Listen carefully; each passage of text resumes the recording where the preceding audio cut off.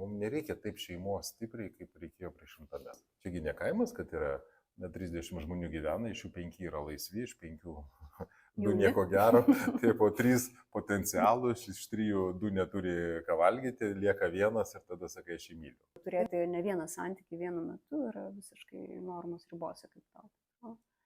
O labas, aš šiaip tai dabar rūkau ten, žinai, kur nors, vakare 12 žiūriu porno ir šiaip miegu naktį mažai, nes daug dirbu, šiaip esu programuotojas, pas mane namie jovalas, niekas taip nesako. Ne, kokia jo strategija būtų prieiti prie moters, kad vakare galėtų būti seksas, pavyzdžiui. Aš pasakysiu, kaip moteriai atrodo paskui. Kaip tu matai, pavyzdžiui, kokybišką bendravimą ir kokybišką pykimąsi? Aš visą laiką galvojau, kad jinai bus su manimi. Ir net negalvojau, kad jinai gali gyventi atskirai, nes jinai be manęs prapuls. O, čia geras šitas. Niekas nenori grįžti į santykį su tokiu pačiu žmogum, tokiom pačiom savybėm, kurios buvo prieš tai. Ir sąlygom. Su tom pačiom sąlygom. Kam niekas nenori grįžti atgal į kančią. Aš manau, kad šeimos birės, kaip jos ne tai, kad birės, jos nesusiformuos. Žmonės ilgą laiką bus vieniem, žmonės norės gyventi komfortiškai, maloniai. Moteris renkas, vyrai nesirenka nieko. Tai jinaigi sako taip arba ne, jisgi tik siūlo ištekėti, sako, gal aš siūlau tau. Jis sako, ne. Perki? Jis sako, ne. Atvažiuojam tik su vyrais į Indiją, ne? Jeigu leistum nors vieną moteris, kelionė sugriuvo. Vyrai, kai antrą kartą renkasi, jie renkasi ką? Tokį variantą, kuris yra patogesnis, su kuriuo paprašiau susitvarkyti, ar didesnį iššūkį savo ima. Čia moterisgi neprisipažįsta, kad lovo yra problema. Iškart jos sako, pakoreguosim. Ir ten pakoreguosim, ir ten išmokysim, perdarysim. Jis turi daug optimizmo. Vyrai taip neturi? Vyrai neturi, nes jie galvoja, kad su jais viskas gerai. Tokie vyrai egzistuoja pas kažkokią moterį? Jų yra dar likę. Lietuvoje gal mažai. Ir ką reiškia, kai moteris savo leidžia daug vyrų ir vyras leidžia daug moterų? Kaip manai apie tai? Aš, pavyzdžiui, save pažiūriu ten 20 metų atgal, aš galvoju, oho. Belieka tik stebėtis. Jau nebereikia vertinti savęs. Tik stebėtis, ne? Pradedam. Pradedam apie santykius. Kol neįsisiautėjom, kad užkulisiuose pradėjom kalbėti apie tai, tai pakalbom eterį. Svarbi tema santykiai iš tikrųjų. Ir mūsų neraštingumas, gal sakyčiau, šitoje vietoje, bet gal tu kitaip matai tą momentą, nes mes turim didelę statistiką skyrybų. Ir galvoju, kas pasikeitė. Ar žmonės tiesiog pradėjo geriau vieni kitus jausti ir ko jie nori jausti, ar tiesiog pablogėjo ta pati situacija, kas liečia santykių ir edukacijos apie tos santykius. Aš manau, kad jeigu vertinant per statistinę pusę, tai skyrybų nepadaugėjo. Kodėl mes sakom, kad padaugėjo? Tiesiog senais laikais žmonės negalėjo išsiskirti, nes nebuvo tam sąlygo. Dabar yra tam sąlygos ir kaip susituokė labai lengvai, taip gali lengvai išsiskirti. Anksčiau buvo sudėtingiau, o žmonės skirdavosi ir gyvendavo tam pačiam bute. Kaip jie oficialiai to nepadarydavo. Tai čia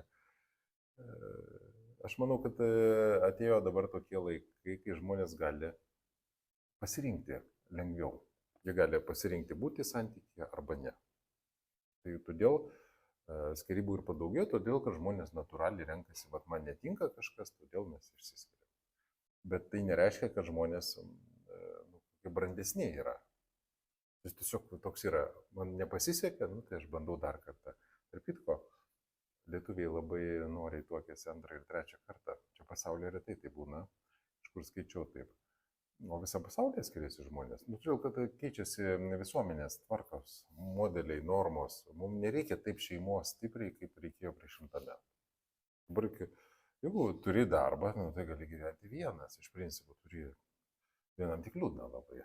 Todėl ieškai žmogaus, su kuriuo būtų lengviau gyventi. Tada, jeigu taip žiūrint, tai ieškai žmogaus, kuris tau palengvintų buvimą vienumoje, ten tada vaikai ir visa kita, norisi ir įprasminti save, ir realizuoti ir panašiai. Ir tada prasideda prasideda didžioji drama - santykiai. Santykiai aš visada žiūriu taip ir truputį per tokį instinktų ir dvasinę prizmę, per abidvi. Iš karto instinktai, kad santykiai yra neišvengiami, o dvasinė, kad tai yra ego kelionė. Tai vis tiek mes susidurėm su savo ego, su savo žmogaus, kaip jisai masto, kaip jisai jaučia, mes susidurėm su savo lūkesčių negyvendinimais. Jisai irgi turi savo versiją, kaip viskas turėtų būti.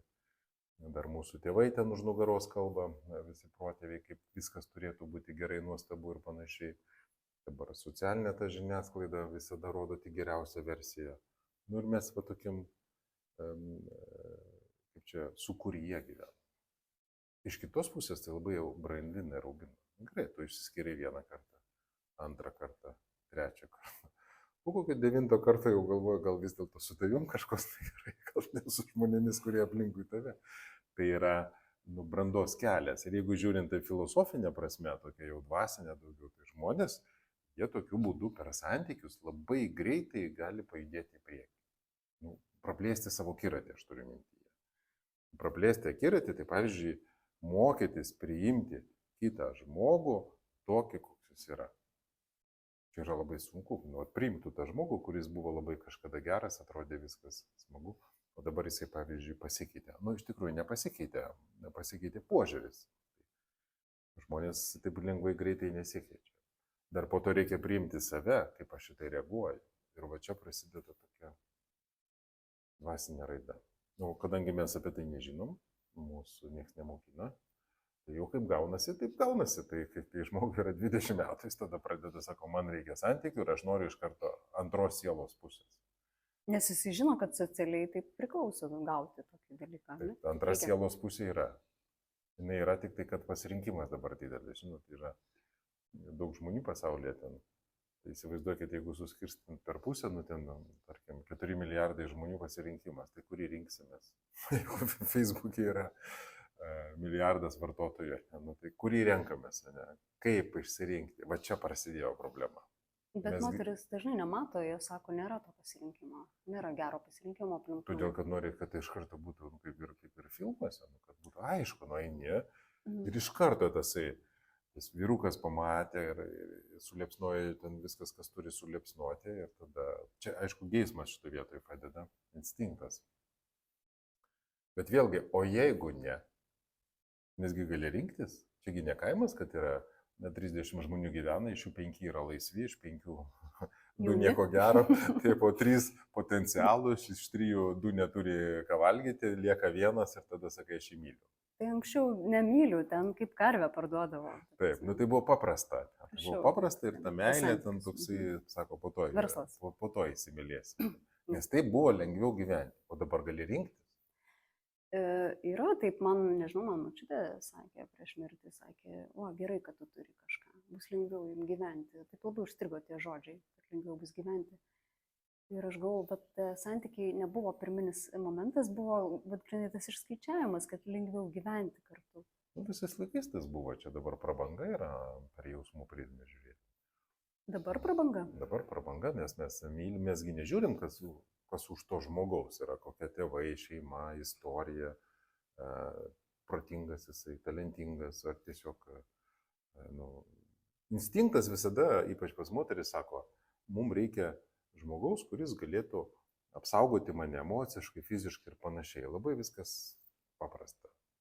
Pirminė idėja yra tokia, bet jinai apsipina, kad ir dar jausmas turi būti ir jisai turi išlikti ilgą laiką.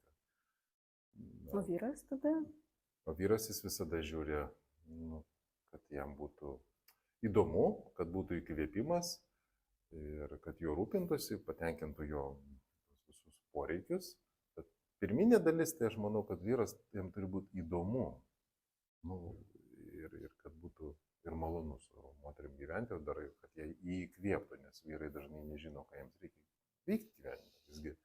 Visgi, ką jiems veikti, visgi užsidirba, dirba, tai reikia kažkur dėti, jis gali šeimą įdėti, į žmoną įdėti, į vaikus įdėti, palikti palikonius, auginti savo imperiją tenai, savo verslą. Bet jeigu tai paimti ir dabar viską atimti, jo šeimą ir sakai, vyrui, tu dabar esi vienišas, tau 45 metai ir tu turi verslo imperiją, užsidirbai 6 gyvenimams, nu ir kam to reikia. Ir tada krizė prasideda pas vyrus. Aš galvoju, gal yra tokių tipažų, kurie neieško per tokią prizmę, kad jam būtų įdomu. Jie galbūt net siekdami santykio siekia tuo pat metu, kaip ir tos laisvės savo, kad jinai irgi ten egzistuotų, lyg ir noriu santykio, bet ir atitinkamos laisvės tuose santykiuose. Ne tiek, kad įdomu, bet kad nemaišytų labiau. Visaip gali būti. Čia jau labai priklauso nuo žmogus charakterio, jo kūno, jo konstitucijos, jo savybių. Tai tiesiog yra. Jeigu testosteronas stipriai pas vyrą išreikštas, kaip ten bebūtų, mes esame ir kūnas, ir hormonų sistema veikia, tai jisai, pavyzdžiui, gali būti toksai, kad jam reikia laisvės ir daug moterų. Bet jis gali pasirūpinti ir viena moterį. Jis gali pasirūpinti viena kaip svarbiausio, kaip imperatoriaus toks tipažas, pavyzdžiui. Tai čia nuo pinigų kiekio, nuo statuso priklauso to, kad... Statusas ir pinigai, ir galia, ir visa kita. Ar čia apskritai dabar, nežinau, žmonės susiduria kartais su tuo, kad jie žino tokias žinutės, kad tiesiog turėti ne vieną santykį vienu metu yra visiškai normos ribose, kaip tau. Kažkam tai atrodo normos ribos. Tai jam taip ir atrodo. Tai ne tam, su kuriuo tai daroma yra. Taip, o jeigu tas nesutinka, va čia prasideda drama. Jis nežino dažniausiai. Tai nežino, čia prasideda ta draminė, jau galima sakyti, ne holivudinė istorija, nes ten išsisprendžia gražiai, o čia tada labai prasideda daug tokio ego proceso. Deja, ten bebūtų, ir vėlgi sugrįžtama prie to pačio instinkto. Pavyzdžiui, vyras sako, man reikia kažko daugiau, dažniausiai taip nešneka tarpusavy. Man tiesiog reikia, nes testosteronas veikia, pavyzdžiui, jam to reikia. Moteris to negali suprasti, nes jinai to neturi. Iš ko susideda tas momentas, kad, kaip prieiti prie moters, iš vyro pusės, kaip jam atrodo reikia prieiti ir kaip moteriai atrodo, kaip prie jos reikėtų prieiti, jeigu mes kalbam apie seksą šiuo atveju.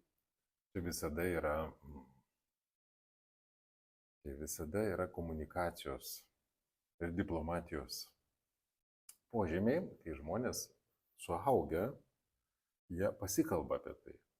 Bet kadangi tokios temos yra savaime suprantamos mūsų kultūroje, tai reiškia, kad geriau apie jas nekalbėti ir neliesti, nes tai yra savaime suprantama, kad viskas savaime suprantama. Ir tada žmonės nesikalba. Aš manau, kad jaunesni žmonės kalbasi, jie drąsesni yra, jie apie tai daug girdėjo, jie tame išaugę, jie klauso tų podcastų, kuriame apie tai šnekama, tai jie jau tą labiau žino, bet mūsų ta vyresnioji karta nieko nežinojai, buvo Zalytis meilės vardu, kažkokia egzistavo knyga ir to viskas pasibaigė, edukacija pasibaigė ir ten jau kaip gaunasi, taip gaunasi. Ir žmonės tiesiog nesikalba apie tai. Nes apie tai kalbėtis gėda, drovu, tarpusavį nedrovu kalbėti, o tai ką kalbėti su kitais žmonėmis. Ir tada prasideda nesusikalbėjimas ir nesikalbėjimas ir iš to kyla jau kiti žingsniai. Žiūrėkit, vyrai yra strategai. Jis sako, jeigu čia man neišeina, tai tada kaip yra verslas, taip yra santykių strategija, ten yra intimumo strategija ir panašiai. Visi taip gali dėlioti. Čia viena iš versijų. Taip gali. Moteris gali sakyti, čia kitaip gali būti. Pas mane kitaip, aš kitaip tą galiu vystyti.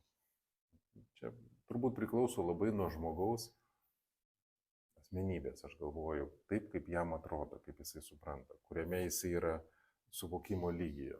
Taip bendrinė prasme, jeigu imant vyrą, kokia jo strategija būtų prieiti prie moters, kad vakare galėtų būti seksas, pavyzdžiui. Aš pasakysiu, kaip moteriai atrodo paskui. Vyrai yra impulsyvus, aš taip galvoju, kad tai veikia testosteronas ir jam atėjo idėja netikėtai, pavyzdžiui, ir jis sako, aš ją noriu realizuoti. Iš karto, ten nėra ką daug galvoti, ten reikia realizuoti ir viskas. Graži. Graži tai dar geriau realizuojasi. O taip, kas tada dar gali būti? Patraukli? Patraukli, graži, įdomi. Šiandien tu man, ne? Taip, viskas. Ten aš manau, kad vyrų pasaulyje yra viskas paprasčiau. Nu tai va, bendrinė prasme, taip, ne? O moteriai atrodo, kad prie jos reikia prieiti. Kad ją reikia, nu, kažkiek, truputį Apžaisti. apžaisti, apdirbti. Ir tai dažniausiai, aš manau, moteriai labiausiai tas yra ausų pagalba, kaip per ausis. Ne tai, kad ten komplimentus apskritai, gali būti labai nuoširdus pokalbis apie bet ką, bet tu jauti, kad jame dalyvauja du žmonės. Ir tada, vat, moters sekoje, tai galėtų būti kaip paseka, kad vakare jau gali būti viskas gerai tarp mūsų, jeigu niekas iki to laiko dar nepakiša, nespėja pakišti kojos ir visos aplinkybės įsidėlioja. Nes, nu, vis tik, nu, seksas yra aplinkybių dalis, ne visur ir ne visada vyksta ir ne visada išeina, ypač jeigu tu turi, nu, darbus, vaikus ir taip toliau. Ir tam impulsui pasiduoti, tai, nu, kada per atostogas, kai tu su dviese, nu, ta prasme, čia jau tokios aplinkybės truputį kitos gaunasi. Tai aš manau, kad moteriai reikia tam laiko ir investicijų. Nu, taip, bet vyrasgi, pavyzdžiui, jeigu jis to nežino. Tai vat apie tą sužinojimą, kas su mumis yra ir kodėl tada jaunimas vis tik labiau edukuotas šito klausimu. Ir tada aš galvoju, ką čia apeliuoti, kad vis tik santykiai yra viena didesnių, tokių svarbesnių sričių mūsų gyvenime, nu, bet kokiu atveju santykiai su žmonėmis, tarp žmonių gyvenam. Ir jeigu mes nesugebam socializuotis ir klausimas, iš ko teisingai to išmokti ir kas tai turėtų padaryti, nes, nu, vat, ką tik buvom praeitą savaitę tam kine, kur rodė 90-uosius lietuviškam. Taip. Ir tada aš suprantu, kad nublemba, ta prasme, nejaugi galvoju, mes tikrai, vat, ant tiek, vat, tokie buvom kažkokie laužyti ir visiškai nemokėjom komunikuoti. Nu, pasieškojau to momento, kaip ten buvo, aš galvoju, nu, tas, vėlgi tabu būdavo tas, kad vyrukas pakalbina tave, tai jau visi po padidinimu stiklu, kad tu jau čia su juo kažkokį santykį ten turi. Ir aš galvoju, nu, va, tie tabu jie būdavo, taip, bet tokie, ta komunikacija ten buvo parodyti ir to baliuko komunikacija ir aš ją atpažinau. Aš galvoju, tai mes tokie ir dabar, nu, mes su dukra buvom, dukra sako, eina savo, ta prasme.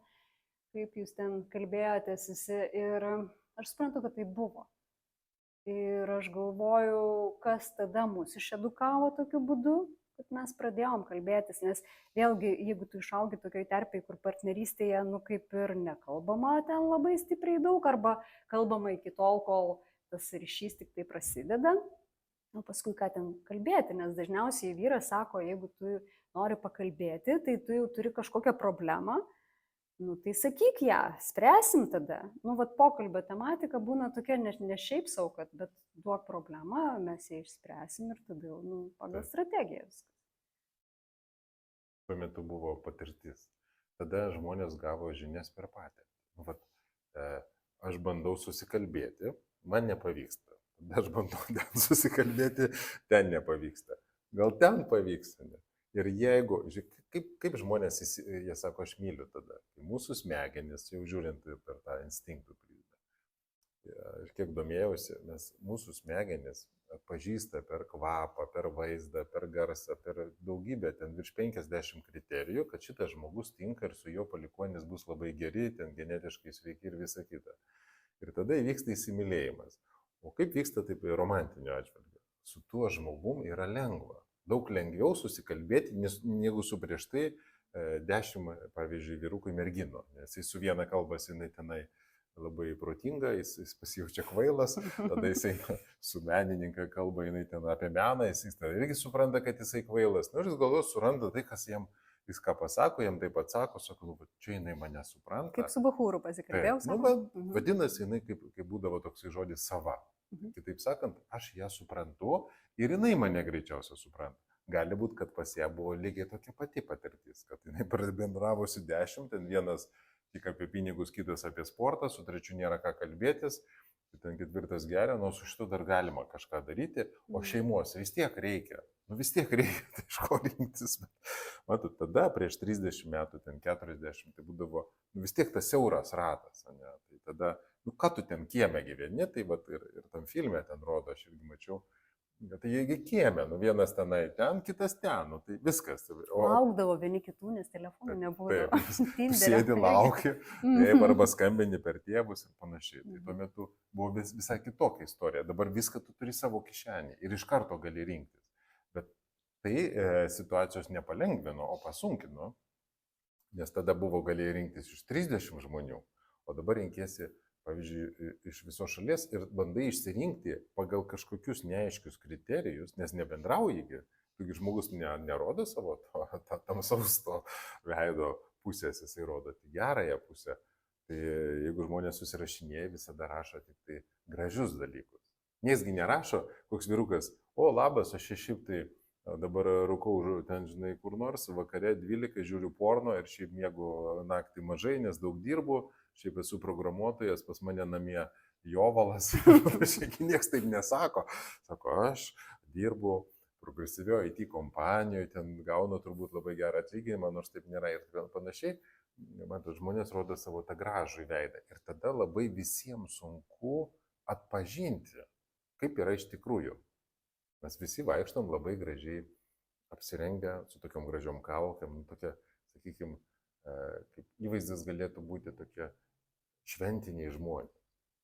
Ir bandom iš viso to kažkaip iškomunikuoti. O užtat net psichologai sako, jeigu tu susirašinėjai ir nori surasti žmogų, tu pirmiausia turi su juo susitikti. To nereikia rašinėtis pusę metų. Tu su juo pasirašai, iš karto rytoj susitik kavinėj ir tada jau iš karto suprasi, tinka ar netinka. Nes žmogus matosi, kaip jis atrodo, kaip jis elgesi, ką jis daro, kaip jis perka, kaip jisai sėdi.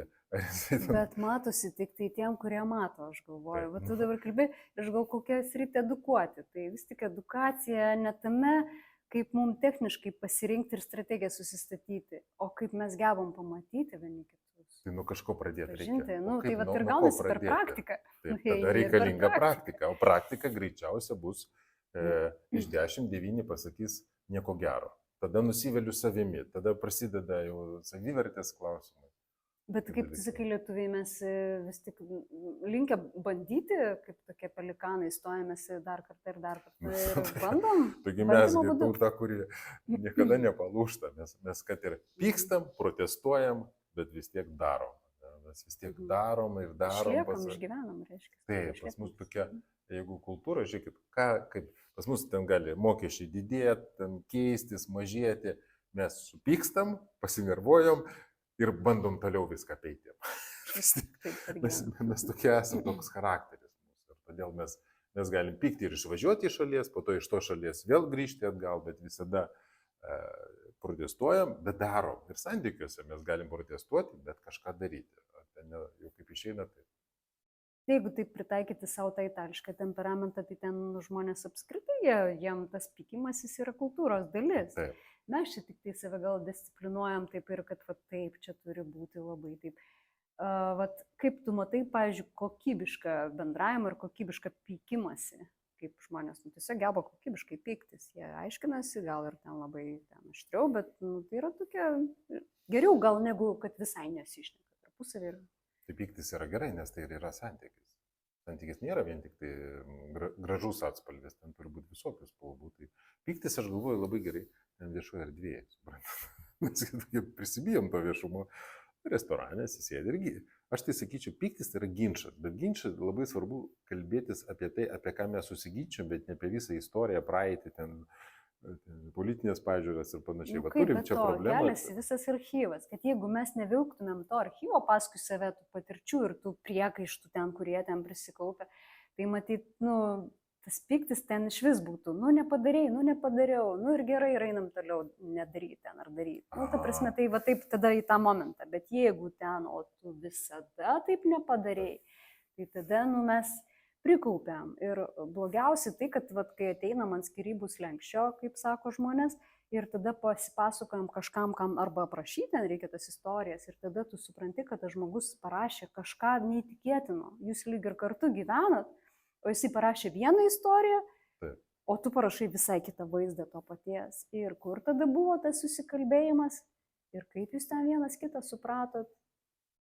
Va čia tokių klausimų kyla, nes, arba aš suprantu, kad skyrybos yra priskiriamos iš tikrųjų tokiam vienam iš tokių stipresnių išgyvenimų, nu kaip ir vos netolygų, kad netektis kažkokios mirties atveju žmogaus, nes ir netgi tas pats išėjimas per tas skyrybas ten vienam užtrunka 2 metus, kitam gal 5 metį, kitam 10 metį.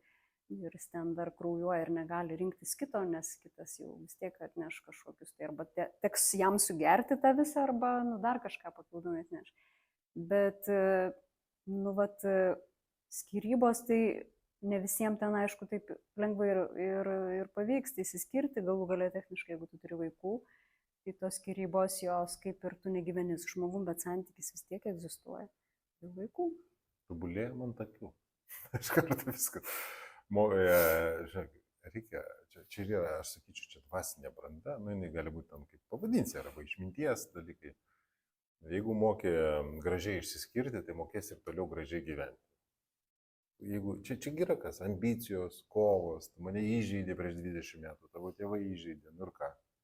Tai kas buvo tas, gavom patirtį, įsiaiškinom, keliaujam toliau.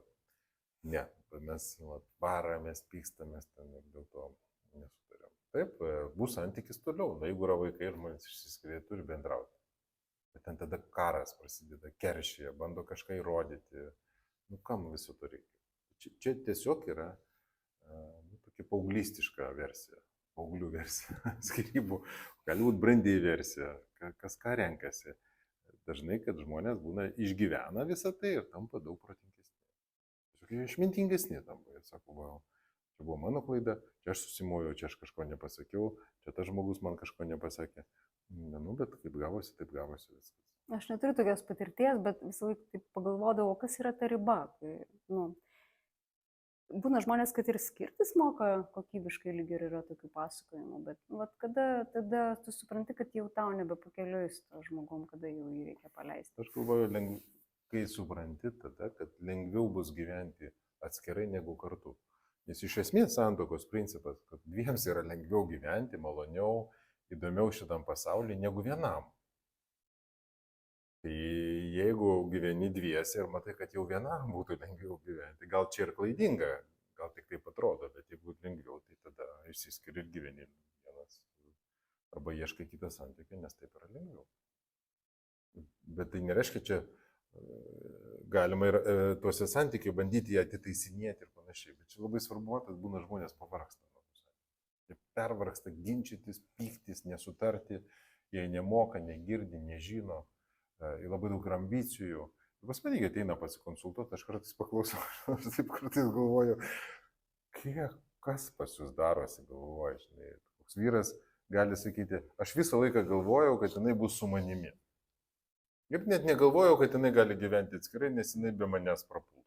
O, čia geras šitas. O jinai paėmė ir neprapuolė ir jis tada sako, ne, jinai neprapuolė, čia yra nesąmonė, kad neprapuolė, bet keista, kad kažkaip išgyvena, tai tada aš keršysiu arba trukdysiu, ne, kad jinai prapultų. Bet vėl neprapultų, tada moteris tampa dar stipresnė, tada kita versija sako, aš ją bet kuriu atveju sugrąžinsiu, nes aš galiu tą padaryti. Bet žmonės nesupranta, kad niekas nenori grįžti į santykį su tokiu pačiu žmogum, tokiom pačiom savybėm, kurios buvo prieš tai. Ir sąlygom. Su tom pačiom sąlygom. Kam niekas nenori grįžti atgal į kančią. Visi nori eiti į geresnį gyvenimą. Bet žmonės to nesupranta. Todėl, kad žmonės būna savęs dažniausiai neįvertina arba pervertina. O kaip su to pokyčiu, aš galvoju, kada žmonės suvokia, nu, man skyrybos, aš tarp kitko irgi, tu minėjai, kad parašai knygą apie, kaip vadinasi knyga? Intymių santykių vadovas. Aha, internetinė girdėjau, ne knyga? Internetinė, kad žmonės... Nu, bet aš irgi galvoju, čia labai geras reikalas, internetinė, su leidyklom, tada nereikia tiek ten daug dalykų. Taip, kaip išeina, taip išeina. Taip. Jo, tai aš, tarp kitko, aš irgi pradėjau rašyti kažką ten, bet... Ir tas mano rašymas buvo, nu, čia prieš kurį laiką, bet jisai taip ir liko, ta mūza kažkur ten atėjo, išėjo, tai nežinau, bet tai buvo apie transformaciją. Ir paskui, kai pradėjau rašyti, supratau, kad vis tik skyrybos galimai neša tą transformaciją. Tai be abejo. Gali būti, bet klausimas, kad nu, ne kiekvienas galbūt ir pribrendęs iki tokio transformacijos, to pokyčio, arba kiekvienam ta transformacija labai savotiškai skirtinga būna, kaip įvyksta. Bet esmė, kad kiti žmonės per greit iš jos iššoka, kad nepasinaudotų. Ta prasme, nepatiria viso to virsmo ir tada pradeda deklaruoti. Aš pasikeičiau, santykis pasikeitė, žmogus šalia manęs irgi galimai bus jau kitas. Kaip tu tai matai, tą transformacinį momentą po skyrybų? Matote, bet kuri transformacija, kitaip sakant, krizė tai yra transformacija. Tai yra pasikeitimas iš vienos būsenos, iš kitos į kitą būseną. Terapija irgi tas pats yra, iš vienos pusės į kitą būseną. Danties gydymas yra irgi tas pats. Tu ateini su skaudančiu, tau valandą gręžia, bet tu išeini su geresniu. Bet tą gręžimo procesą, nepatinka tenai. Niekas nenori tame visame procese būti ilgai. Gal bus laikas, kai užmigdys ir niekas nebebus jame. Ta prasme, visai nejausi nieko. Bet pašalinius efektus tiek jausi, kai atsibusi turbūt vis tiek. Bet tas, matot, tas procesas, tas ėjimas, tu turi galvoti, mąstyti, priimti sprendimus, teisingi, neteisingi. Tu bandai surasti, kas tau padeda tą priimti sprendimą. Ten konsultuojas arba ne, ten, tarkim. Visas tai, kiek daug visko gauni ir iš to pradedi daryti išvadas. Jos galbūt irgi yra klaidingos ir tos klaidingos išvados vėl toliau veda. Bet tai skauda. Tu jautiesi visiškai susimovęs, atsitrenkęs į sieną, išsitaškęs. Tau atrodo gyvenimas neteko prasmės, nes viskas žlugo iki dabar. Bet praktika rodo, kad niekas nežlugo, o viskas tik atsivėrė kitom spalvom. Ir aš, pavyzdžiui, kartais padedu vyrams, jie sako, aš išsiskyriau, mano gyvenimas žlugo. Aš jam sakau, tu džiaugis, tavo gyvenimas prasidėjo, nes tu pradėsi gyventi kitaip negu prieš tai. Tavo gyvenimas žlugo, nes jūs gyvenot ir sužlugdėt. Draugiškai patys. O dabar tu gyvensi vienas kitaip. Bet sako, ne, čia taip negali būti, čia aš dabar myliu, ten dabar kankinuosi, aš ten atsipalaiduok. Tu negali to padaryti. Todėl, kad žmonės, jie nežino, kas bus. Ta prasme, nebūnagi taip, kad tai vienpusės skyrybos, tas kaip vyrai sakai. Kodėl? Aš manau, kad būna vienpusės. Bet aš manau, kad vis tiek prie to prieina, kaip ir čia pasakyti tą paveikslą, matai skirtingai, tai vis tiek nebe to kito prieinama prie to. Vienpusės tai... Turi būti iš kažkur tai priežastys. Bangos kažkokios, tai turi būti, tai abipusės tos bangos. Tik tai gal vienas gyveno kažkokiai iliuzijoje, kad pas juos viskas gerai. Mes visi gyvenam iliuzijoje. Bet kokiu atveju. Ar gerai, ar blogai, vis tiek yra iliuzija, nes jinai gali rytoj pasikeisti.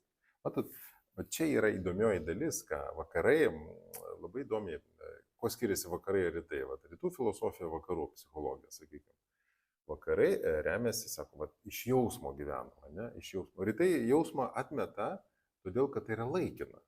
Sako, tu šiandien jautiesi gerai, rytoj blogai. Tai kuris tavo jausmas dabar? Tu šiandien šitą žmogų myli, o rytoj nebemyli. Tai kuo vadovauja? Kaip įdomiai. Aš nesakau, kad čia geriau ar blogiau.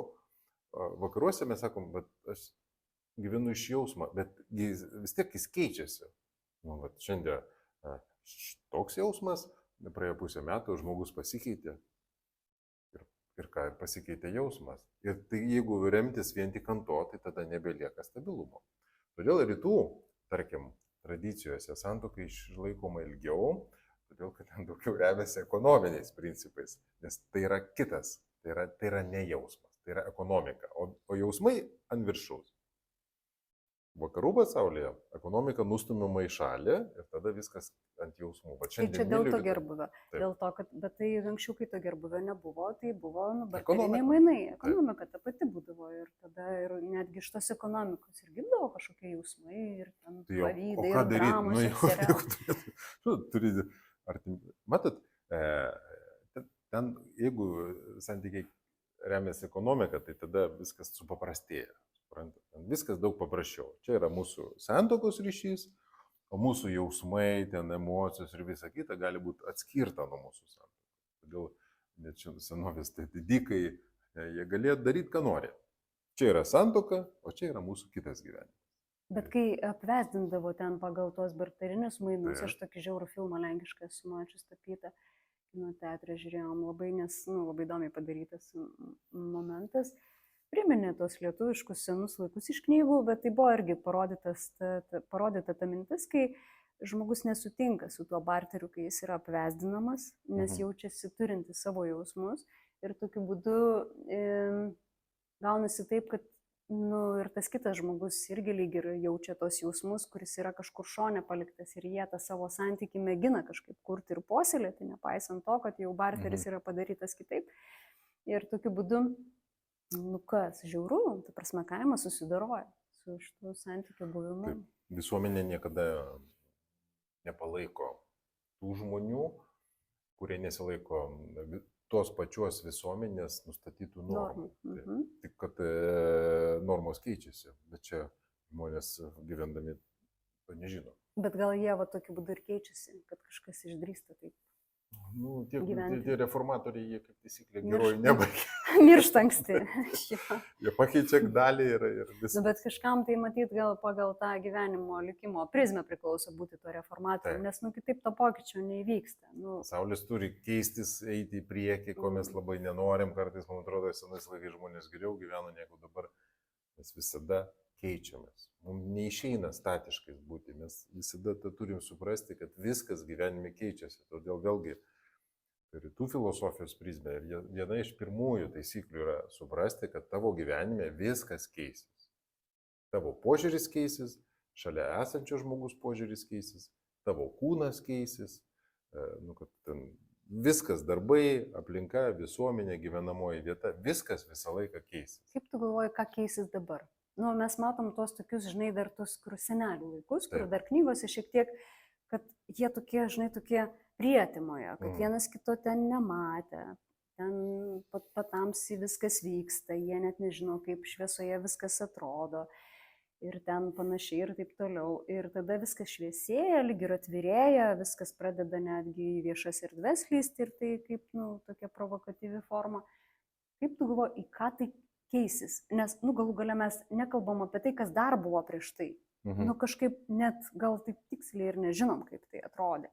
Kaip tu galvoji, kur link mes einam ir kokia tendencija to sukurio, tos spiralės, kuri vis tik turi kartojimuose momentus?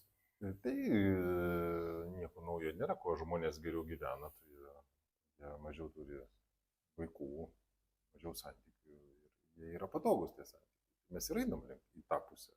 Aš manau, kad šeimos birės, jos ne tai, kad birės, jos nesusiformuos. Žmonės ilgą laiką bus vieniem, žmonės norės gyventi komfortiškai, maloniai. Bus projektai, pavyzdžiui, kad mes susitinkam tam, kad užaugintume vaikus, tarkim, iki 15 metų ir mes išsiskiriam, nes jau tu būsi pasenęs, gal turi negražus būsi, o aš turėsiu statusą ir galėsiu nusipirkti, ką nori. Tai gali būti laikini projektai atsiras. Ir kuo žmonės geriau gyvens, tuo santykis jis tikrai labai keisis ir manau, kad keisis ne taip, kaip mes įsivaizduojam tą gerąją tradicinę pusę. Tai ir tai žmonės bus priversti. Inkubatoriai vaikam auginti, daugintis, kažkam tai atsiras daug priemonės, kad nesidauginti ir taip toliau. Bet tai čia mums netgi tie futuristiniai filmai apie tai rodo, bet jie rodo dar ir kitą medalio pusę. Kad, pavyzdžiui, toks pat ir knyga yra Siuntėjas. Ir ten rodo, į ką virsta visuomenė, iš jos yra niveliuojamos emocijos ir visokie tokie negatyvūs reiškiniai ir netgi spalvos atimamos kažkaip iš pasaulio ir staiga kažkas neišgeria vaistų tabletės ir pamato, kad vis tik kažką jisai mato, kažkokius tai gliukus. Gaunasi taip, kad ir kiek išgrynintoj toj visuomeniai, kur vaikai auga inkubatoriuose ir nėra ten negatyvių jausmų ir kažkokie barteriai ir santykių tos formos, to tam tikros tokios, kad projektinės, tai gaunasi taip, kad kažkas vis tik apsuka tą visą prizmę ir vėl grąžina prie jausmų prizmės. Kad vis tiek yra kažkokie pojūčiai, kad jie gali būti ir negatyvūs, kaip tu sakai. Ir vis tiek grįžta mes prie kažko to paties, kad ir kokiuose projektuose mes benueitumėm ir kaip išsisterilizuotumėm ir išsigrynintumėm, kad ir kaip sugebėtumėm išauginti tą žmogų, kuris bus kažkoks tai ateities produktas. Vis tik jausmai turi turėti kažkokią tai savo vietą, reiškia. Tai viskas tvarkoja, tai taip. Žiūrėkit, tai nebus taip amžinai, jeigu žiūrėtų futuristinį ateities scenarijų, tai mes pereisim šitą etapą. Po to įvyks revoliucija, kokia nors ateis populiarus žmogus, kuris pakeis, sakys, ne, tai Idėja kažkokia. idėją ne? pakeis, sukurs kažkokią sistemą, sakys, einam į tą pusę. Jausmų valdymas, ten, pavadinkim, jausminė demokratija kokia nors. Ar leiskim Sau. išsivaduoti, leiskime, protestuokim prieš viską, būkim žmonėmis tenai. Sugrįžkime į savo vertybės, taip, tada tas sugrįž, tada viskas sugrius, kas čia yra. Taip, todėl vėl rytai ir sako, viskas keičiasi. Tai nekalba, kad tai dabar, mes taip gyvenam ir čia tai bus amžinai. Ne, tai pasikeis. Bet labai tada sunku žiūrėti, žinai, per kartas, kai tai eina. Seneliam sunku suprasti dabar, kodėl tas jaunimas taip ilgai nesitokia. Ir apskritai, kas tas statuso, pavyzdžiui, klausimas, jeigu paėmus, ne, kaip tu manai? Ar jisai svarbus apskritai ir kam jisai svarbus? Čia labai, manau, susijęs su savivertės požiūrį į save. Kokia mano savivertė? Žiūrėkit, jeigu mano savivertė žema, man reikia statuso. Nes tai pakelia mano savivertę, kaip aš į save žiūriu, kaip žmonės į mane žiūri ir panašiai. Tai tas statusas yra kas? Įsivaizduojamas kažkoks kitų žmonių požiūris į mane. Bet jis tik įsivaizduojamas. Nėra. Aš, pavyzdžiui, galiu būti labai, pavyzdžiui, nestatusingas žmogus, bet labai išsilavinęs žmogus. Tai irgi yra mano statusas, bet daliai žmonių tai yra visiškai neįdomu, kad tu nieko neturi gyvenime. Taip, bet aš išsilavinęs. Taip, kaip pavyzdys. Tai čia ateityje, čia turbūt ir galima žmonėms palinkėti, kad jie suprastų, ypač moteriam, nes jos renkasi. Visada renkasi merginos vyrus. Moteris renkasi. Vyrai nesirenka nieko. Taigi nesupranta pusės. Tai jinaigi sako taip arba ne. Jisgi tik siūlo ištekėti. Sako, gal aš siūlau tau. Jis sako, ne. Perki? Jis sako, ne. Tai čia ir palinkėjimas, kad jos iš karto atpažintų ir jos tą padaro gana sėkmingai. Kaip sako, jeigu jau iš dviejų vieną atpažįsta, tai jau taip ir yra, santokų, kiek yra skirybų, apie ten pusę, ne? Daugiau, dabar daugiau. Tai žiūrėkit, tai vadinasi, iš dviejų vieną pataiko. Viskas yra gerai. Tai kad reikia iš anksto atpažinti, žmogus turi investuoti ne tik į tą statusą, tą vizualizaciją, kaip jis atrodo, bet į tas vidinės vertybės, nes jis su tuo turėdamas išgyvens visur. Kažkam reikia teorijos, kažkam reikia praktikos. Praktika ateina per sudėtingą teoriją. Kas iš to perskaityti galim, bet kai tu perskaitai ir pabandai panaudoti teoriją ir jinai neveikia, tada ateina praktika. Ir tada... Bet grįžtant prie to statuso, tai jis yra ir ekonominiais, ir teisiniais pagrindais toks dalykas. Jeigu gaunasi trečias produktas, tai tada tu supranti, kad dėl jo, ta prasme, atsiranda tokių niuansų. Žmonės kartais linkę gyventi kartu ir neturi susiverti klausimų. Tuoktis tai būtinai ir tada kažkur susirašyti ten ar oficialiai įsiforminti tą teisinį santykį, būtent kad dėl visokių tokių legalių dalykų. Tu ten negali turėti kažko, tu ten kartu tada tavo pajamos jau nebesiskaito. Ir vis tiek atsiranda kažkokia teisinė forma. Ten bendras sugyventinis ar dar kažkas tai. Aš matau, tai šitą vietoje kartais merginos, nes man dabar čia paskutinį metą ateidavo merginos ir sako, ar čia mano, aš sutikau vyruką, ar čia mano antra sielos pusė. Aš sakau, išskaidėt sielą, pirmas dalykas, dalis. Pavadinkim paprastai. Ir ten mes kalbam, sako, bet jisai nenori tuoktis. Tada sakau, o kodėl? Jisai sako, o kam? Sako, nes tame nėra prasmės. Tada aš sakau, tai jeigu tame nėra jokios prasmės, tai paimk ir susituok. Kas čia baisu, ar ne? Jei pasirašai, čia yra 1 valandos klausimas. Ir pasirašai, viskas. Kur čia yra problema? O šiaip tai yra atsakomybė, jeigu žiūrint plačiau. Tai vyrai sako, ai čia, nesvarbu. Tai jeigu nesvarbu, tai susitokiam, tai ką čia dabar? Atrodytų, kad lengviau paskui bus išsiskirstyti, bet vis tiek tu išgyveni bendrą turtą, kažkokią ekonominį. O tada prasideda. Tada reikia tada galvoj turėti, ar aš čia tą pirkau, o tu ką pirkai ir tokia atminties gero reikia turėti. Tada daug problemų. Tada žmonės nesiskiria. Užtat senais laikais žmonės mažiau skirdavosi, nes kaip tą turtą padalins, jeigu turi vieną butą, tu negali jo parduoti ir išdalinti, tada visi blogai gyvensim. Tai tada ką daryti, tada nesiskirdavo. Ir galiausiai netgi būdavo taip, kad vis tiek tas geras žmogus, tas, su kuriuo tu pradėjai gyventi ir vis tiek tu ten jį paskui slaugai ant galo, nes jisai vis tiek tavo vaikų tėvas arba ten brangus kažkaip tai tau. Čia kaip išeina, matot, žmonės daug pridaro ir nesąmonį gyvenimą. Tai pavyzdžiui. būna pyksta po to vienas ant kito. Taip, čia priklauso nuo daugybės situacijų. Tai mes, žodžiu, ambicingai konkuruojam su kažkuo. Va čia prasideda instinktas, nes visada konkuruojam tarpusavį. Vyrai konkuruoja tarpusavį, kas pagaus geriausią moters versiją, nu, kuri gražiausia, seksualiausia, įdomiausia, ten visada vyrai konkuruoja tarpusavį. Tai, šiaip, užtat, va dabar, kai nu, va, važiuojam tik su vyrais į Indiją, ne? Jeigu leistum nors vieną moteris, kelionė sugriuvo. Todėl, kad prasidės iškart konkurencija. Kas su ją eina gerti kavos, kas su ją eina į restoraną. Ir nepaisant, kad visi vedė, ne? Vedęs tai nieko nereiškia. Nemiręs dar. Ne, čia yra instinktas, čia yra įdėta į tavo kraują, į smegenis, kad tu turi pastoviai ieškoti, nu, čia jau sąmoningai, nesąmoningai, kur save išskleisti. Nu, kur pati, čia yra genetiškai taip sudėta. Nu, bet tai nereiškia, kad tai yra privaloma. Skyrybų tokių gaunasi, nes moteris labai akyla, jinai pastebi, ką jos vyras žiūri. Todėl, kad jai grėsmė, nes jinai žino, kad jeigu jis dabar į mane žiūri, o jis jeigu žiūrės į kitą, tai kas mane saugo.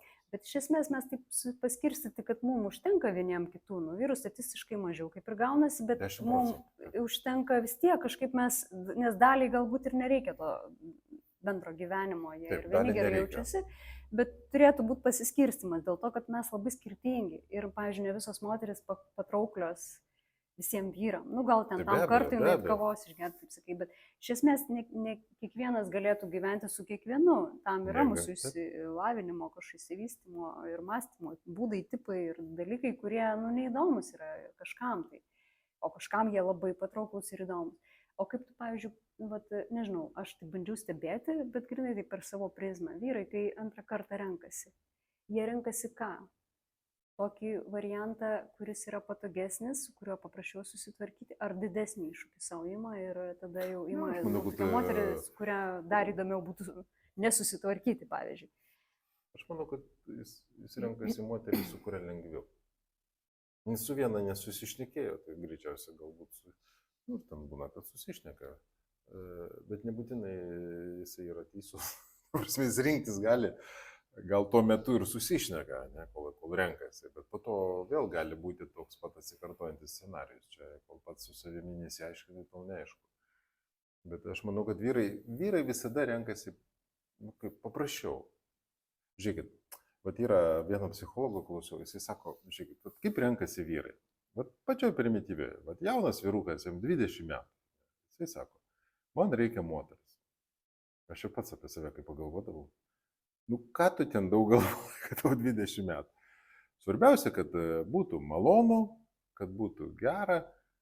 Akiai patrauklų. Akiai patrauklų, nu kad būtų prieš žmonės negėda, nu kaip prieš draugus tiksliau, nu kad gražiai, kad vertintų tave, tavo draugai. Ir į santykiai eini, pavyzdžiui, vyrai dažnai, jeigu geras seksas, tai tada turėtų būti automatiškai geras santykis. Pavyzdžiui, merginos, josgi taip nežiūri, joms sako, jeigu geras santykis, tai tada turėtų būti geras seksas, automatiškai. Matot, kaip jau pirmas dalykas, jau viskas negerai, jau žmonės netaip eina į viską. Todėl vyrukai puola tą merginą ir sako, tempėsi ją į lovą kuo greičiau, dažnai būna. Ir jisai tada įvertina labai daug dalykų. Ir aš, pavyzdžiui, jau dabar kalbuosi su savo draugais, iš karto įvertina, sako, ten bus problemų. Nu, sako, aš jau matau dabar jau ten... Nereikia į lovą tempti tada dėl to. Jisai būna nusitempia ir po to sako, jau aš nebenoriu su ja draugauti. Nes sako, jau matau, kad bus daug problemų. Jeigu jau lovoje yra problemos, tai bus ir santykėje problemos. Va taip mąsto, paprasčiau. Moteris turi daugiau vilties pakeisti situaciją. Nu, kad, pavyzdžiui, ši moterisgi neprisipažįsta, kad lovoje yra problema. Iškart jos sako, nu, pakoreguosim. Ir ten pakoreguosim, ir ten išmokysim, perdarysim. Jis turi daug optimizmo. Vyrai taip neturi? Vyrai neturi, nes jie galvoja, kad su jais viskas gerai. Koks fainas pakankamumo jausmas.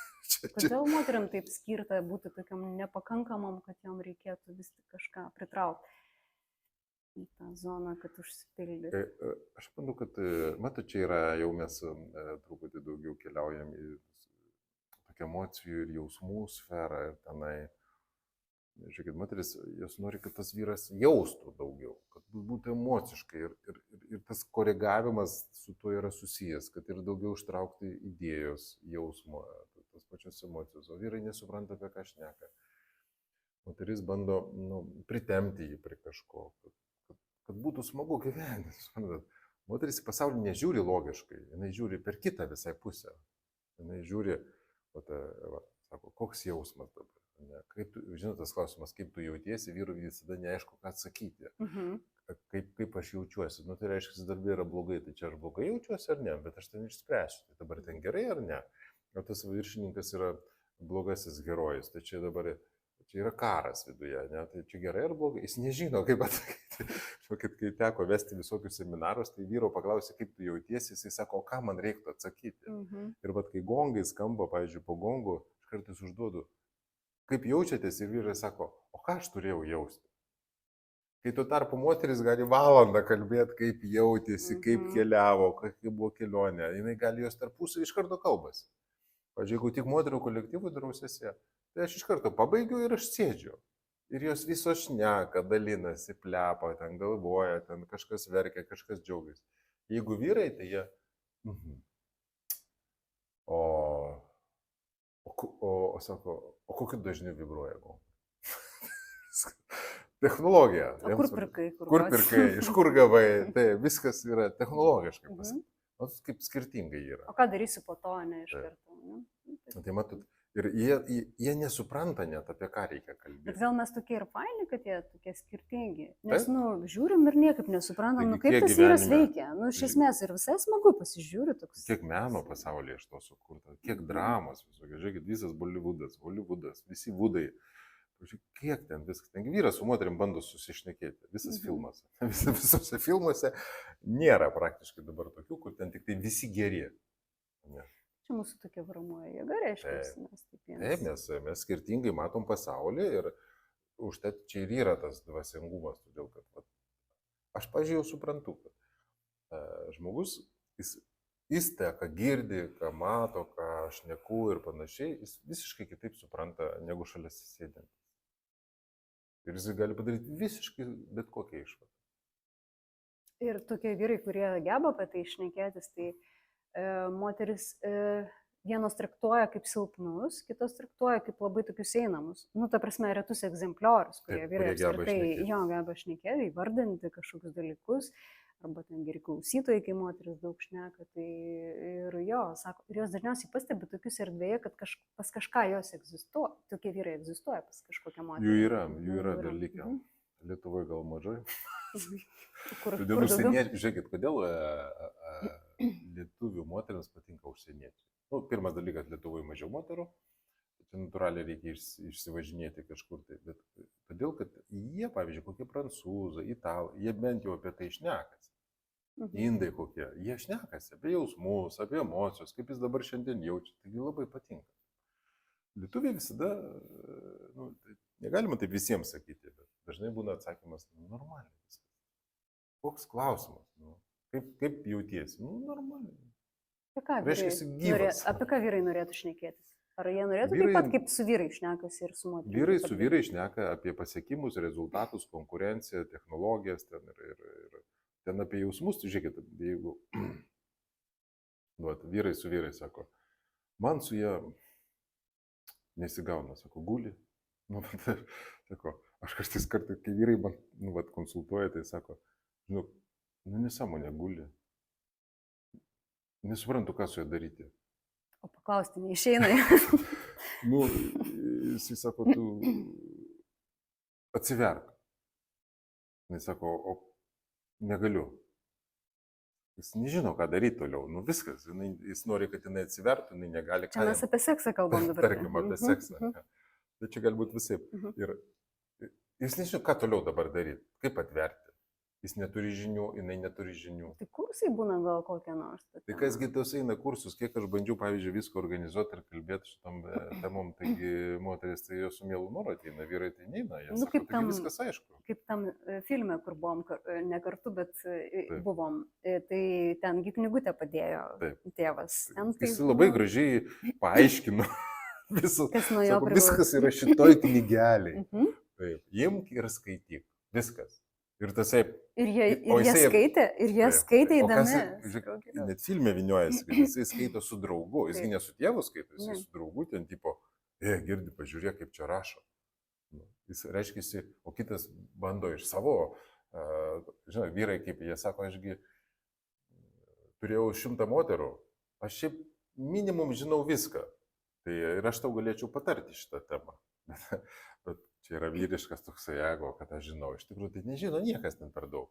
Todėl matot, kodėl aš toje knygoje apie rytus rašau. Rytuose, pavyzdžiui, intymios praktikos buvo puoselėjamos kaip viena iš dvasinių aukščiausio apraiškų ir tūkstančius metų. Ir todėl ten apie tai kažkada, dabar tai nežinau, greičiausiai jau nekalbama, nes pasikeitė pasaulis, bet anksčiau buvo rašomi traktatai, buvo prilyginama kaip geografija, ten matematika, taip ir pavyzdžiui tas intimus pasaulis. Tai buvo kaip vienam lygyje ir tai galima buvo diskutuoti, kalbėti, nu, bet susėdam ir mes dabar kalbamės, kaip ten kam yra. Bet taip žiūrint istoriškai. Iš ten galima pasimti dar kas liko. Kama sutra. Mūsų pasiekė. Mūsų pasiekė dar jinai truputį. Tai mes gal ją pasikeitė netaip jinai. traktuojam iš tikrųjų. Nes ten anglai perdarė taip, kad ten nieko nebeliko iš jo. Nu, taip nežinau. Bet pati idėja, tai nu, ten sėdi išminčius, kuris, žiūrėkit, Kama sutra, jis niekada neturėjo santykių, ne? Tenai jis buvo atsisakęs būti su moterimi, nu bent jau tai prašo. Ir jisai parašė visą tą vadovėlį. Meno, ta visa. Vadovėlis, po to ant jo uždėjo vaizdus. Jisai kai parašė, tai ten tų vaizdų nebuvo, ten golą uždėjo. Sugirdėjus, kad apskritai čia kalbama ne apie fiziologinį pasitenkinimą, o apie pasitenkinimą būdus. Tai mano idėja irgi buvo, kad nu, kūnas yra kūnas, bet tai atsibosta. Suprantat, su to kūnu trintis atsibosta. Ten, kaip ten bebūtų, ypač vyrų pasaulyje. Kodėl vyrai ieško kitų moterų? Jiems atsibosta, jiems reikia naujo kažką. Nu, žiūrėkit, vyrai nusipirko mašinas, pavažinėjo 3 metus, 5 ir sako, man reikia naujos. Tai gerai važiuoja. Tai važiuok dar 10. Sako, man reikia naujos. Kodėl? Todėl. Nu, todėl, kad reikia. Jiems reikia iššūkio, verslo naujo. Ir jisai, vyrai, kadangi jie paprastesni, jie gali į tą netyčiai įtraukti ir moteris.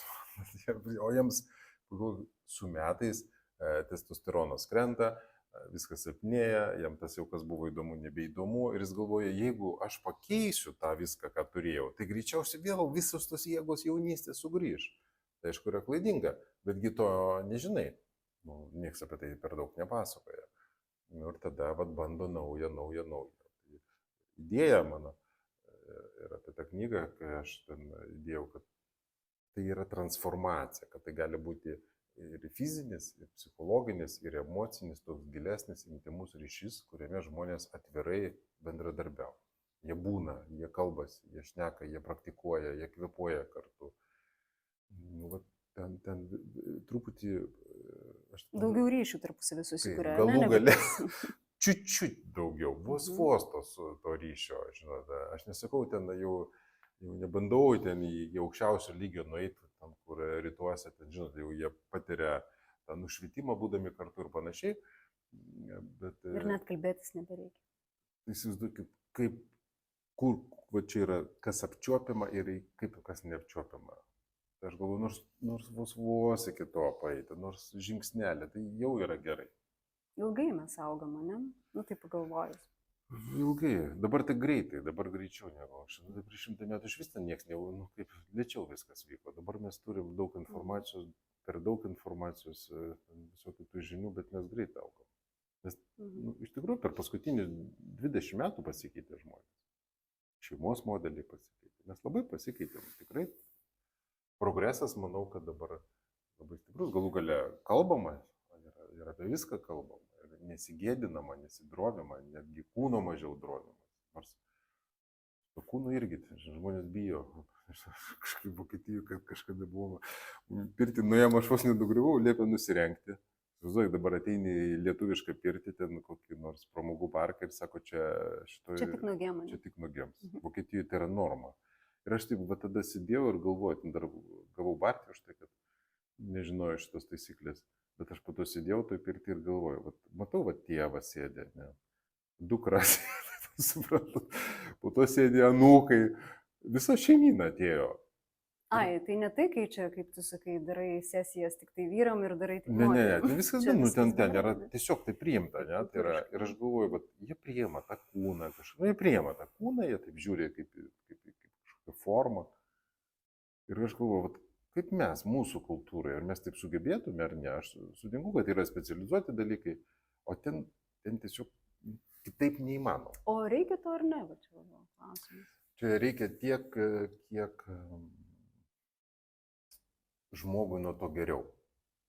Nu, galima pasakyti, kad vieni ten lavina techniką, išlavina kažkur techniškai labai žiūri, o tas geriau toksai sąlyginis lieka dalykas, kiek yra. Jeigu jam nuo to, pavyzdžiui, lengviau gyventi arba prasiplečia kirai.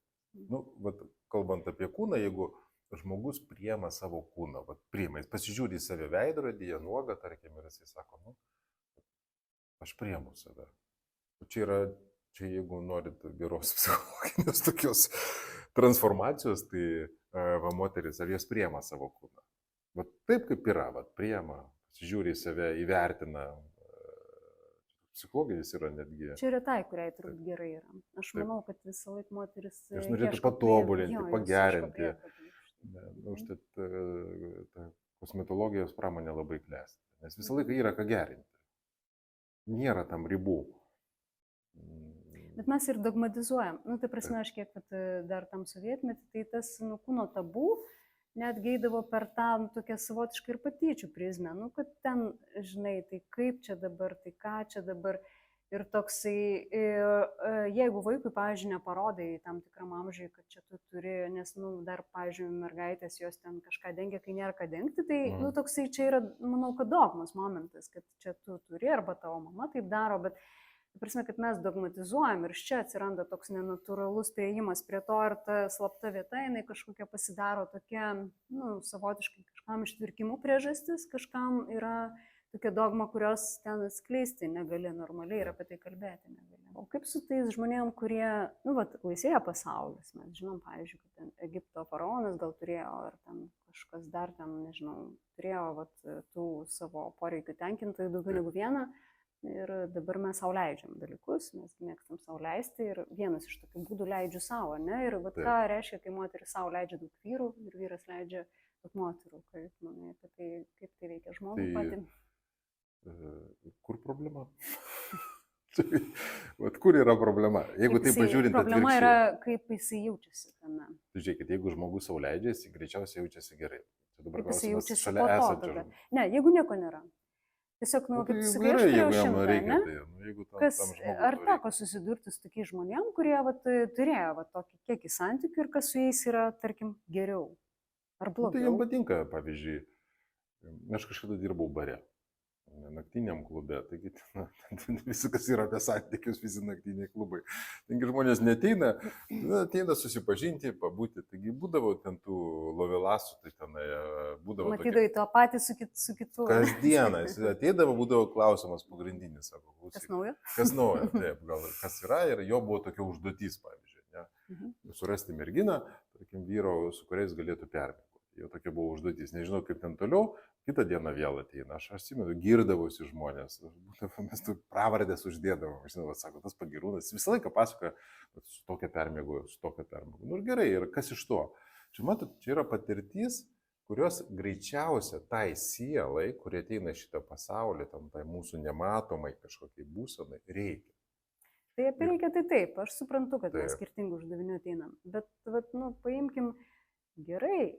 Ar toks žmogus apskritai susigaudo paskui, ko jam reikia? Kaip jisai jaučiasi tame? O čia jau jam yra gerai, jisai, pavyzdžiui, gavo patirtį, turėjo, pavyzdžiui, daug santykių ir suprato, kad jam vis dėlto jau to nebereikia, kad jam reikia vieno žmogaus. Man įdomu, kas vyksta su jo energija tokiu būdu. Nu, čia labai ezoteriniam, tam dvasiniam pasauliu, tai labai daug yra grėsmių, pasakot, sako, bet jeigu tu turėjai daug partnerių, iš tavęs ten vienas partneris atiminė energiją 7 metams ir tada nebelieka tavęs, nu, tarkim, iš tavęs ištraukia energiją ir panašiai. Bet yra tokius visokius mini įrašai, kurie yra... Pavadinkime, mes nežinom šitų teorijų. Taip. Bet vat ir klausimas, tarkim, nesirišam prie taip, jeigu... dogmų, bet vat kaip žmogus jaučiasi. Reikia jų Kaip paklausti. jisai, jo. Bet aš kiek sutikęs tokių žmonių, jie nuostabiai Jėzus, jaučiasi. tai- Suprantat, aš nemačiau, kad ten jisai kankintųsi, jis tenai, jam to. Galvotų apie tai, taip, ne, jis kaip galvoja, jisai jis praranda negalvoja, visą jis energiją. jaučiasi gerai. Jis pradeda galvoti, jis gali jaustis blogai. Tai čia, aš nežinau, kad čia... Nėra vienos tiesos taip, tokios. aš labai esu nustebęs, pavyzdžiui, kai keliavom Indijoje, kažkada mes kalbėjom su mokytoju, jisai sako, žinai, kad Indijoje prostitutės yra garbinamos. Sakau, tai kaip taip galima? Sakau, pas musgi nuodėmingoje jau kaip ir taip toliau. Ne, sakau, tai jos turi savo ritualą, savo procesus ir tenai kartais jas kviečia į tam tikras apeigas, pavyzdžiui. Nes jinai yra kaip moteris, jinai pagarboja. Aš klausiu, kodėl jie gerbia. Sako, jinai nuima agresiją vyrui. Kodėl jinai yra gerbiama? Kitoks požiūrio kampas kultūriškai, ne? Kultūriškai, taip. Ir aš tada galvoju, tai kas su jie vyksta, tai tada gaunasi. Kaip, ir tada supratau, kad kaip žmogus galvoja iš vidaus, taip greičiausiai ir yra su jo ta energija. Jeigu, važiuoju, ta moteris galvoja, kad jinai daro gerą darbą, aš turėjau draugą, kuris keliavo Indijoje ir jisai nuėjo pas tokią prostitutę ir jisai pasakoja, aš nuėjau kaip pas mamą. Sako, jinai mane nuprausė, viską, sako, aš jaučiuosi kaip pas moterį, kuri mane,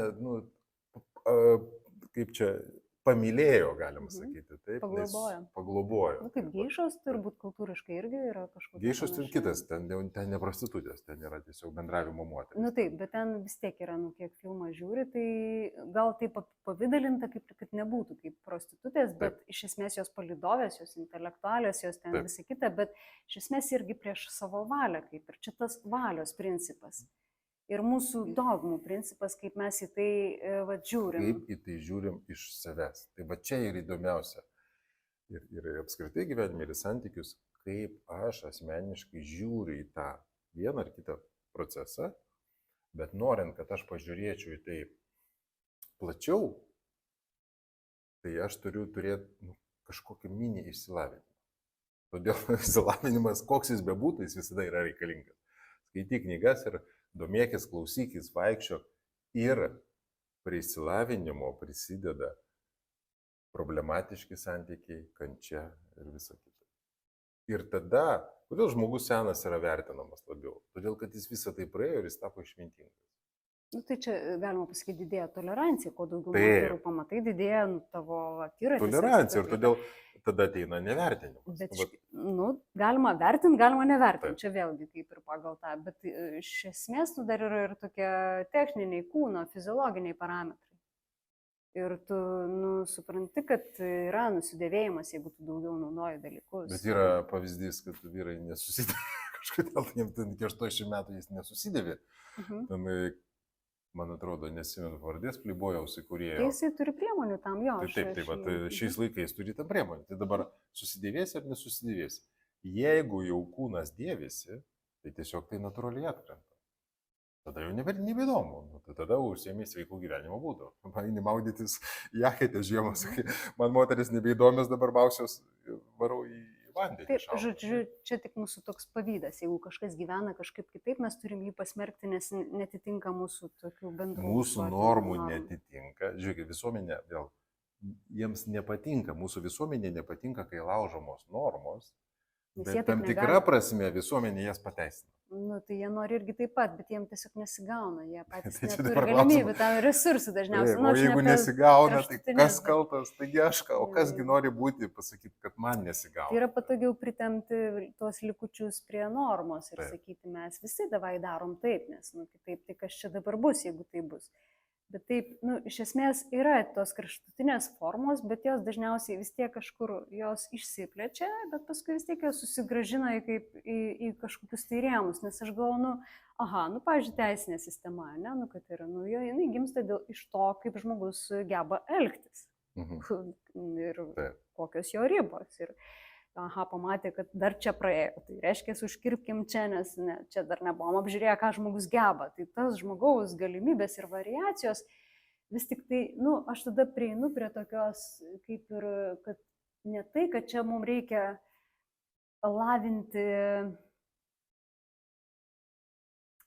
iš vienos dalies galima lavinti ir tą tokį socialumą, kad ir kokybišką bendravimą tiesiog be partnerystės, o tiesiog vienas su kitu, tai vienas aspektas. Kitas aspektas, aš sakyčiau, reikėtų lavinti savistabą ir savipažinimą, tada geriau atsirenki, ko tau reikia.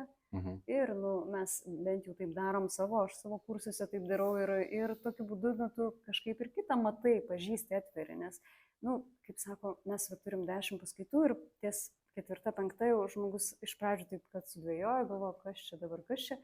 Paskui sako, žinai, aš pradedu matyti kitą žmogų. Tai tas savistabas momentas ir parodimas, pažiūrėk čia, pažiūrėk, atkreip dėmesį, o taip, jisai pradeda atverinėti akis. Tai kiekvienas tas atverinėjimas akių, jisai kaip ir sumažina savotiškai tą klaidos tikimybę, kad kad gal tos kančios ir nebūtina tiek bus apturėti, jeigu tu kažkaip pamatysi daugiau ir neisi į ten, kur jau grėsia tau kažkokia didžiulė duobė.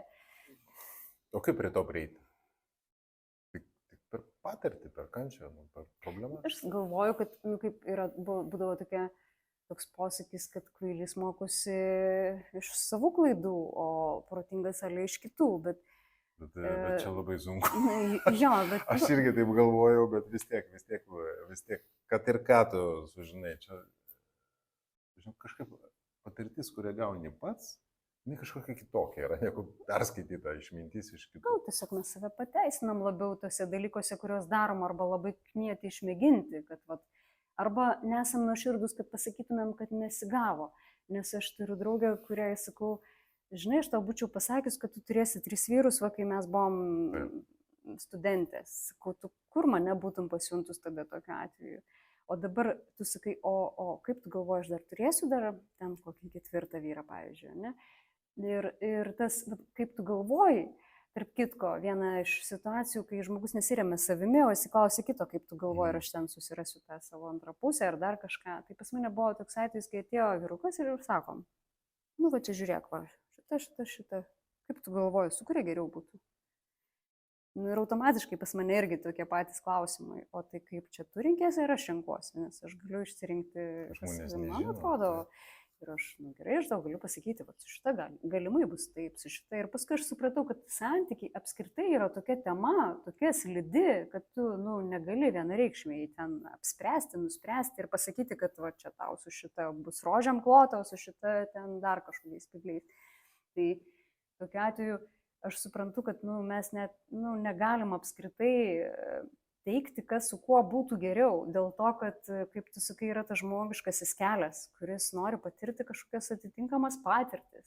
Ir tu negali pasakyti, tai šita kokia kvailesnė, o šita tiesiog banali, o šita labai graži, bet labai protinga, ar ten dar kažkas ar ne. Jam negros šitie rodikliai, jam gros savi. Ir tų atitikmenų, manau, buvimas ir tas kiekis, kiek mes turim tarpusavėje jų. Ir lemia kažkokį tai tokį tarpusavio supratimą, bet kaip tu sakai, kai tau ten 19. Nežinau, manęs vyras paklausė, tu skaitai filosofijas. Jis gal ko čia paklausti? Nori paskaityti filosofiją.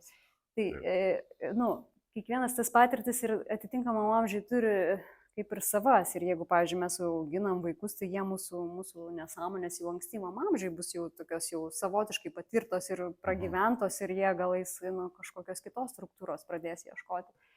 Čia vis tiek kažkaip su metais tampi truputį filosofą. Apie santykius galvodamas. Aš anksčiau labai studijavau, ten daug metų studijavau, kaip kas, kur turi būti, bet suprantu, kad vis tiek teorija yra teorija, o praktika, kaip viskas vyksta, yra visada daug sudėtingiau ir nesigauna taip, kaip tu perskaitai, tu gali kiek nori žinoti, kiek nori. Aš galiu žinoti visas pasaulio bibliotekas, bet prieinu prie žmogaus ir sakau, gal taip darom, sako, ne. Nes aš kitaip galvoju. Tada prieina prie išvados, kad edukuoti kaip ir savotiškai, kažkaip beprasmiškai taip išeina. Iš vienos pusės, suprantat, bet mes nežinomgi visko. Galbūt iš to, ką žmogus perskaitys, sužinos, jis kažką pritaikys. Bet jis ateina su klausimais.